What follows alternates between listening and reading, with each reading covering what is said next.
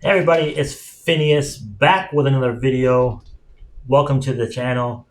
On this channel, we talk about a couple different things, all kind of related though. We talk about minimalism. We talk about being frugal and saving money and living cheaply. We talk about simplifying things. A simple life is a clear, crisp life. I love living simply. And we talk about um, working less hours. Work's important, don't get me wrong. But I think we're overworked, a lot of us. Now it's not the time to all of a sudden everybody quit their jobs. I mean, everything's so expensive right now. But I got 11 tips here that'll help us change some of our finances and maybe head to the direction work less hours. The cliche, no one's ever sat on their deathbed and said they regretted not working more hours. It's cliche, but it's true. Um, I always talk about the three F's: friends, family, and free time. That's just as important, if not more so, than work. Work's important. I mean, I want shelter. I want food. Also, let me say this. I don't want any of our frugal ways, any of our minimalism, any of our simplifying, any of our working less hours to burden somebody else. Like, don't go quit all your jobs and lay on the couch and have your spouse do all the work. That burdens somebody else. Don't go to a restaurant and ask the waitress for 45 lemon wedges and a water and make free lemonade. Don't burden her. You laugh when people do that. I try to go, anything I do, I don't want to burden anybody. So we're still going to work, but we're going to try to work less. And I think that's a good goal. So I got 11 things here that will help us head that direction. Probably one of the reasons why I'm a big proponent to working less is my mother worked two jobs. She worked 8 to 5 as a paralegal, Monday through Friday. That shift, and then after work and weekends, she worked at Dillard's, that department store, and she did it for like 2 decades. And looking back, what I know now, I don't think she had to, and it didn't make her happy. She was a good mom. Me and my sister were lucky. She was a real good mom. But she wasn't happy doing those jobs. She was miserable a lot of those times. Not toward us, but just, you can tell she was just, it was a lot. I'd be miserable too. That's a lot. I get doing it once in a while, but she did it for 2 decades. That's probably why I turn out like this, where I'm anti that. I don't want to do that. I don't want any of you to do that, to have to do that. So let's start the list. And number one is kill your bills. Write down all your bills and see what you can get rid of. You don't need 5 streaming services. Are you still going to the gym, or are you just paying for the gym membership? If you're still going, it's not a waste of money. But if you're not going, can you cancel that? And the streaming services they make now, where they're easy to cancel. Like, get Disney Plus for 2-3 months, catch up on all your shows, cancel it, get Netflix for 3 months, catch up on all those shows. They make it easy. You can juggle them now. No sense in keeping them if you're not watching them. Simplify. We want to find money in the budget that we're spending that we don't have to spend. Shop around for some of your bills. Homeowners insurance, car insurance, cell phone, internet. Those are all bills you can shop around with. You'll be surprised what you can find when you shop around. A friend of mine, coincidentally, has the same phone I have, Galaxy something or other, exact same model and all that. But she pays $125 a month. I pay $25 a month. There's Mint Mobile, which is $15 a month or $30 a month, depending on what plan you get. So she can switch and immediately be saving $100 a month. Immediately, $1,200 a year she can save. So there's money in our bills. We just gotta. It's not fun calling these places and changing over. Like, it's not fun. I don't like doing it either. But you can find some deep savings by calling around and doing that. It's worth it. Like for car insurance and homeowners insurance, I call around 1 to 2 years. I'll redo it and call around. It's not my favorite time, but you'll find some big savings in that. It's worth it. Number 2, DBA, don't buy anything. We don't need anything. As you sit there watching this video in your house or apartment, you probably have more than you need, right? We have too much stuff. We have way too much. All of us, we have too much stuff. And a lot of stuff we have, let's just be straight up, it's just nonsense. We lost our way. We don't need all this stuff to make us happy. We lost our way somewhere as a society. We buy too much nonsense to try to fill some void or something that it doesn't fill it. And we buy a lot of stuff that cost us money, in turn cost us time to buy it, repair it, dust it, protect it, store it. Like all this stuff that we don't need to make us happy. So don't buy anything. And this means everything. Don't buy fast food. Don't buy the coffee at Starbucks. Don't buy the sub at Subway. Don't buy the throw pillow. Don't buy the tchotchke. Don't buy anything. We don't need anything. If you restrict in what you buy, you'll get used to it too. You'll go like, because I haven't bought anything in a while, and I don't need anything. And when my mom died like 4 years ago, when she was alive, she'd say, "What do you want for Christmas?" And I legitimately couldn't think of anything. I'm like, man, I really don't want anything. Like, if I got something, it would kind of be a burden. I didn't tell her this, but it kind of be a burden because I sincerely don't need anything. We don't need a lot to be happy. Now, I'm not an extreme minimalist where I sit on a milk crate and whatever. I have a couch. I have a TV. I like my belongings that I do have. I like a comfortable couch, but I don't need anything else. Like for the most part, I am set. I'm comfortable. I'm happy. I'm content. That's where we should use more content. Let's be content. So don't buy anything. We just don't need it. And there'll always be something you have to buy. You're gonna need new tires for your car. So you gotta buy. You gotta buy new tires for your car. Your toaster might break. If my toaster breaks, I'll buy a new toaster. But we don't need anything additional to what we already have for the most part. And that goes for clothes too. How much clothes do we need? I don't need clothes, and I have a minimal wardrobe. I don't have a lot. As you can see on my videos, I have like 14 of these, just black shirts. And I got 14 black shorts. That's pretty much all I have. But don't buy anything. And you'll see that will get easier. Like at first, that's kind of rough. And sometimes you get in the mood. Even I get in the mood sometimes like, oh man, I want to go to Marketplace. Let me just look. Then I catch myself. What am I looking for? I don't need anything. So I'm looking for nonsense to buy. I don't need it. We don't need it. Let's save our money and let's go back to simpler times. Number 3, quit a vice. Smoking, drinking, eating, eating. I'll give you a quick story. My sister is a workout health nut. Her whole house is full of gym equipment. She eats really good, way better than I eat. But she chain smokes, and she knows it. This is not a big secret. I make fun of her with it, but I also get to that's a hard one to quit. Like for what I heard, no judgment. That's a hard one to quit. So I get it. And she tried several times. That's a rough one. That's a rough one to quit. Quit a vice, a lot of times, easier said than done. I get it. But let's take her cigarettes. If she smokes a pack a day for 30 days and a pack of cigarettes is $7, that's $210 a month. In 3 months, that's $630. That's a lot of money. That's a lot of money. So if you got a vice, if you can't quit it, can you cut it 50%? If you drink 4 beers every night when you go home from work, can you cut it to maybe just on Friday or cut it to 1 beer a night? There's money to be found in everything we do and every day. We don't have to make more money necessarily. There's money right in front of us that we're spending on stuff. So quit a vice. Easier said than done. No judgment. I get that. That is not easy. Okay, number 4. We talked about this briefly already. Eat less. I'm not talking to you guys. This one I'm talking to me. Hey, Phineas, you guys just eavesdrop. Eat less. I'm a food guy. I'm Italian. I eat when I'm happy. I eat when I'm sad. I just eat. So that I'm talking to myself on that one. If you guys watch Prepper Princess, she's a lot of good videos. She's frugal and has a lot of really good videos. She does 1 meal a day. Now I don't know if I could do that, but man, think how much money you'll save. And healthy wise, it's probably all we really need. I know. As Americans, we tend to overeat a lot. I know I do. But think about 1 meal a day. And I'm not saying do that because I don't know if I can do that. Hell, I like to just eat 3 meals a day.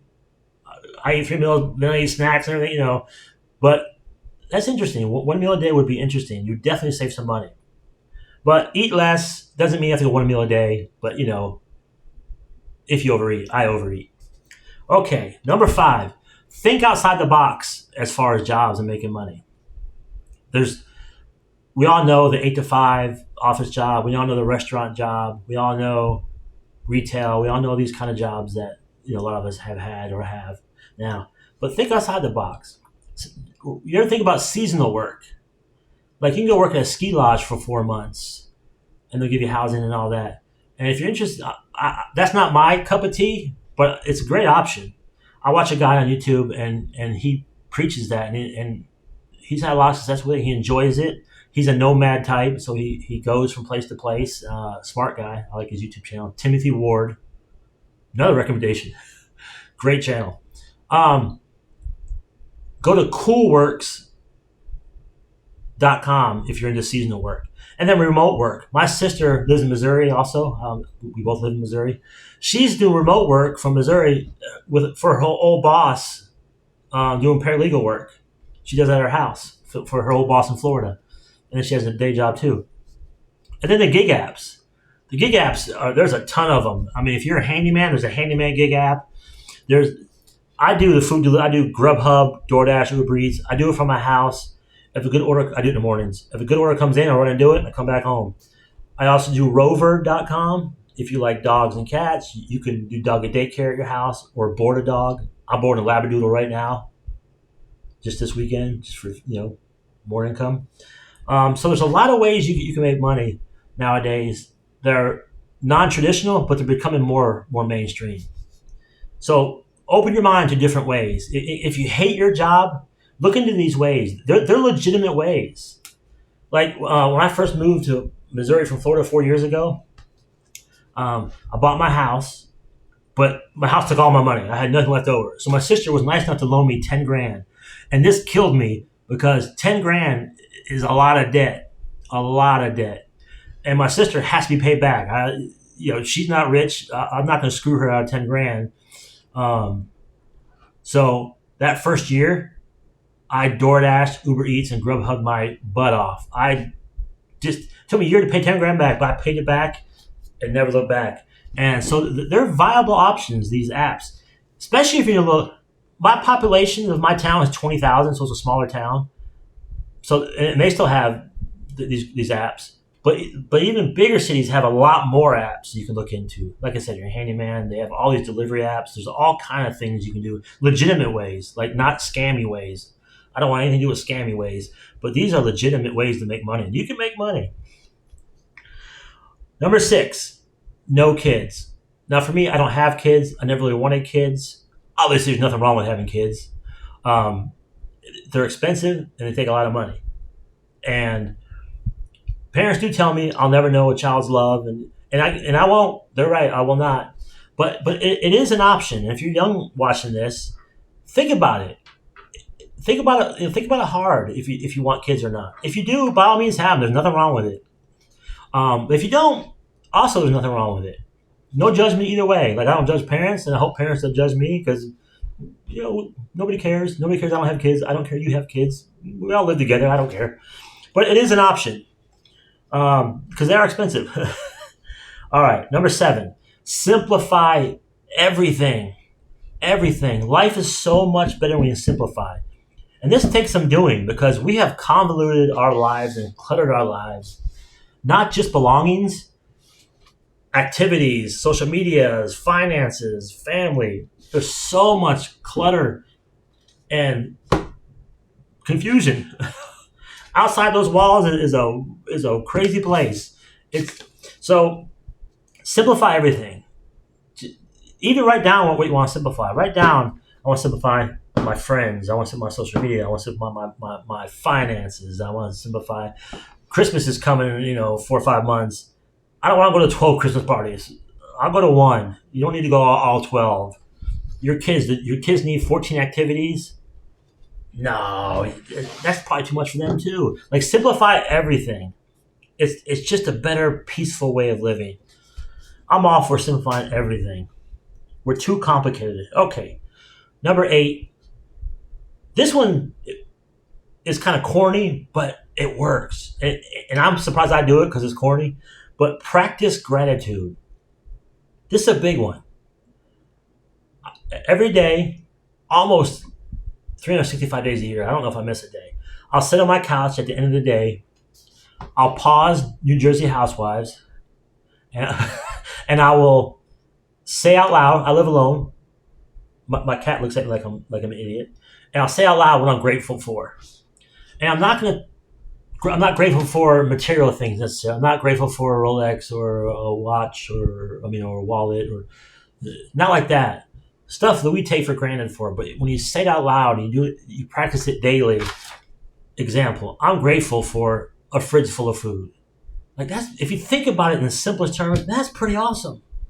I can go right to the fridge right now in my kitchen and eat whatever's in there. And there's food in there. It's not full of caviar and lobster, but there's food in there that obviously I like because I bought it. My cupboards are full of food. That's pretty awesome. I'm grateful for my car. It's old, 2011, but it's in good shape. It's done me well. I'm lucky to have that. I'm thankful that my cat, Baby Love, is happy and good health, and she's running around here somewhere. Like you're grateful for your healthy parents. You're grateful for your good kids. You're grateful for your close friend that you know in 30 years, and like all this stuff that we're grateful for. Say out loud and say it and do it daily. And when you do that, you'll say, "Man, I do have a lot. Like I don't need a lot of belongings. Look what I'm grateful for." And a lot of the stuff we have, a fridge full of food, a lot of people don't have that. So practice gratitude. Don't pass that one by. Like really try that, and don't do it once. Try to do it daily and pick different things because there's a ton of things I'm grateful for. It could be as silly as I'm grateful I have a riding lawnmower. I live on a corner lot. It's kind of a big lawn. I couldn't push mow this thing. It's in July. Like I'm grateful I have a riding lawnmower. Like that's not materialistic. That's just like, man, I'm lucky to have, it's a little crappy riding lawnmower, but I'm lucky to have that. So practice that daily. Say it out loud. If you live with people, do it in the shower. They might think you're weird talking to yourself in the shower, but it's okay. Okay. Number 9, clear clutter to clear your mind. And this is talking about just clutter stuff everywhere. And not saying be a minimalist. That might not speak to you. But I'm saying do a deep dive. I'm saying junk drawers, closets, attics, garages, basements, anywhere where there's just stuff, and go through it hardcore. And you can probably go through it fast.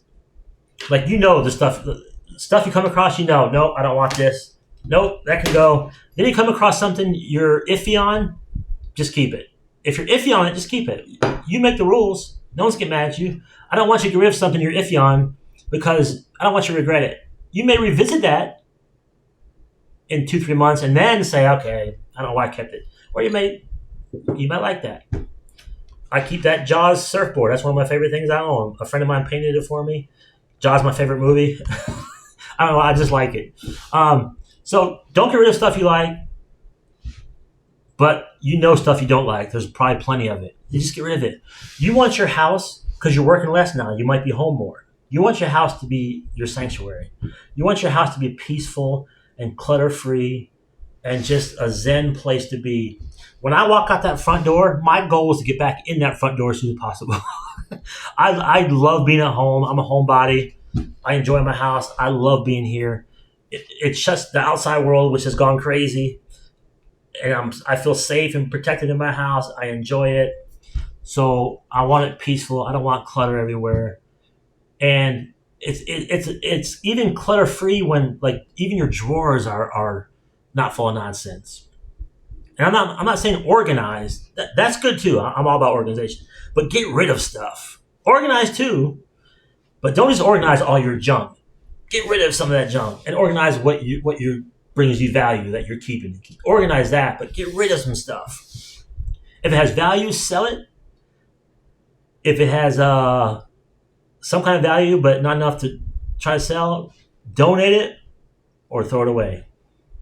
Get rid of some stuff. Make your house clutter free. Okay, where are we at here? I get carried away in that one. Oh. All right. Number 10. This is probably a big one. Simplify your social media. There's 5 of them now, right? 5 big ones. I might be missing one. We got Twitter, which is X. We got Snapchat, Instagram, TikTok, and Facebook. I'm probably missing one. I don't have social media. I do have a Facebook that's not real that I use if I need to sell something on Marketplace. But do you need 5 social medias? I understand why people have social media. You want to keep up with the grandkids. You want to keep up with your uncle in New York. You want to businesses. I get why they have social media. That's even more important than websites nowadays. But do you need 5? There's a lot of negativity on these things. Times suck. It makes you buy stuff. The algorithm feeds you the stuff you want to buy, and it tempts you. You see what Billy Joe bought, and you kind of want to buy one too. You see the couple who post their perfect relationship, and you know dang well that he cheats on her and she cheats on him because you know him in real life. Like all this fake stuff on social media, a lot of it's nonsense. I'm gonna tell you, this room right here that we're in right now used to be full of action figures, not dolls. Action figures. No, there's some dolls too, but action figures, right? It was wall to wall. You couldn't even see anything in this room. The whole house was minimal, but you walk in this room, it was all toys. And part of that was, it's all my fault. I'm not the victim. I bought it. But even my fake Facebook, I joined a lot of these toy groups on Facebook. And that would just get me buying because they would post the stuff they bought. And hey, this right here I bought on this website. It's 20% off tomorrow. And I saw what everybody else bought. And I just got into it. And I just bought a bunch of nonsense. As you see now, it's all gone except my Jaws surfboard, which makes no sense because nobody's surfing Jaws. But I still like it. So yeah, social media doesn't have a lot of positives. So, but there are some. So, can you get rid of some of your social medias? Can you get down to 1, maybe 2, but maybe 1? It's a big time suck. People doom scroll. You've heard that one? Doom scroll. You're just looking for all the bad news, all the politics, and all that stuff. But simplify, man. That's a big mind clutter there. If you have 5 social medias, if you can get down to 1.